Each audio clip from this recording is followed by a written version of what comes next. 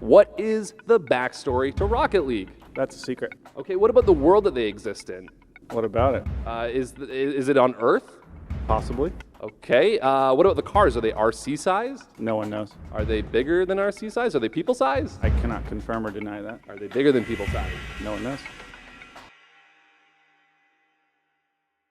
I'm here to tell you a story. It's the story that nobody else is willing to tell you. I've been researching this topic for years, and I've finally put together all the pieces and come up with the full picture of what is going on in the world where Rocket League takes place. I promise you, you will not hear this anywhere else. So for those of you that don't know, Rocket League actually comes from a game called Supersonic Acrobatic Rocket-Powered Battle Cars. And that game was originally a mod for Unreal Tournament. Now, I did some researching, and if you search for anything related to the world of Rocket League and Unreal, there's a lot that doesn't come up. There's nothing, for example, about these weird egg people within the Unreal world, or at least the Unreal world that most of us think of. So, to really understand this, you have to go further back, all the way back to the first Unreal game. And I'm not talking about Unreal in 1998, but actually 8 years before that game came out, in a completely unrelated game, not powered by Unreal Engine, with no affiliation to Psyonix or Epic Games. This is actually an Atari game, also called Unreal. And this game was released to the world, and what happens in that game is so incredibly important to understanding the story behind Rocket League.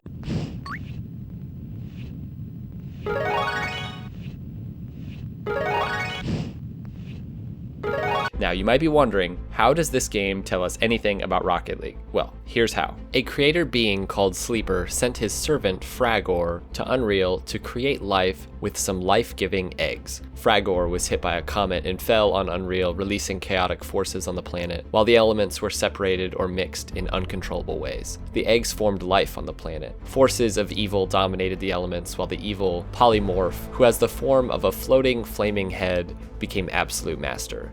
There it is, right there. The key to understanding what's going on in the world that is Rocket League. Later worlds, like those of the later 1998 Unreal game and the Unreal Tournament, were worlds of violence, full of bloody wars between humans and alien races, like for example, the war between the Scourge and the humans. Now, my case in this video is that all of the Unreal universe traces its history to this sort of creation story, where a god named Fragor is sent to create life with these just cute little peaceful egg beings. I'm sure others would debate me on this sort of origin story, but I'm not in the mood to argue about the beginning of the universe, and who really knows anyways. So, the world of Unreal that most of us know, where the Unreal Tournament formed as a way to monetize violence, is similar to that of Rocket League, except the world that we know of where Rocket League matches take place is one without violence and without all of the chaos and without all the wars. And the game that they have decided to create is a more peaceful game than that of Unreal Tournament. So my case is that the world where Rocket League takes place is one world within the Unreal universe where these egg beings that were sort of talked about in that old game have not been corrupted by the evil polymorph. This was a bad dude from the old Unreal game in 1990, and he corrupted everything and made everything bad,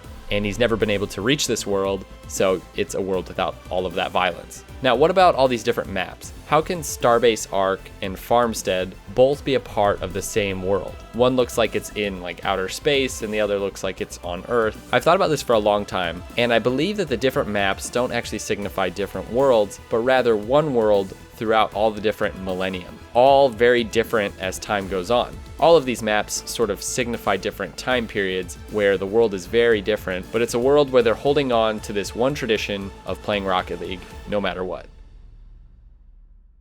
So Farmstead and Manfield and even Neo Tokyo all sort of depict a time in this world which is very much like ours today, whereas Wasteland and Starbase Arc are much, much further in the future. There's a lot more to this world that we will probably never know unless Psyonix decides to release all their information. But I think we do know this. The only beings in this world are the egg beings. I believe that they are the ones that drive the cars, and they're the ones in the crowd cheering on their friends and family as they try to hit the ball. For me, it has to be the eggs driving. I just don't see these as RC cars. Plus, the eggs would fit perfectly in the cars. I mean, look at their size. The only reason you can't see them when you get inside the car is because they don't want you to see them. Now, throughout the years, the eggs have changed, At points, they were more three-dimensional and at times more two-dimensional. They have had at times more human-like characteristics. But here's the one important thing. Like us all, the egg beings are a people that really only care about one thing: car soccer.